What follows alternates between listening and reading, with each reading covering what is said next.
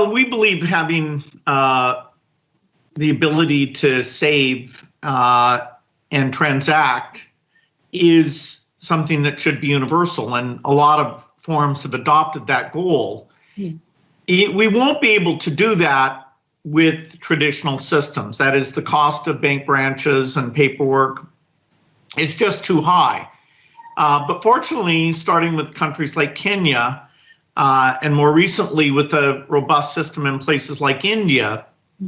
we see that you can have digital financial inclusion. India is a great example. They did a lot of their own technology, which won't be possible for other countries. And so the role of the Gates Foundation as an advocate for those who don't have access today is to make sure there's technology and standards, including open source work that we're providing through the financial switch, which is called Moja Loop, and through the digital identity system, which is extremely valuable, not just for financial activities, but for health and voting and education, and that's called MOSIP. So since there isn't going to be a one-size-fits-all solution, what is the role that you see the private sector playing in being able to collaborate with different governments to ensure that we move forward? Well, once you have the digital money system, then there's all sorts of services and applications that can be built on top of that, whether it's helping with health or education or agriculture, giving people visibility into their financial status, giving them advice, should they take a loan, should they buy insurance, what makes sense. The phone becomes a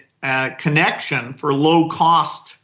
interaction with those customers that doesn't require human activity that would be beyond the means of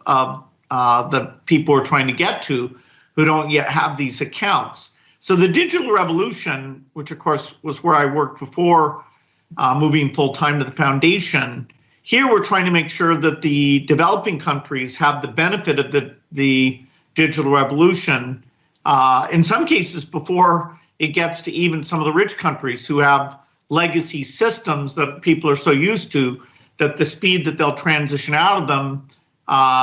won't be as fast as, say, China or India that didn't have that history. And so it's really learning what worked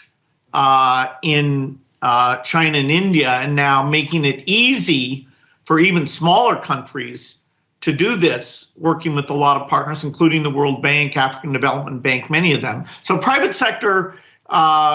will help these central banks create these systems, but moreover, the phone companies, the banks, and the entrepreneurs will build applications that use these financial capabilities.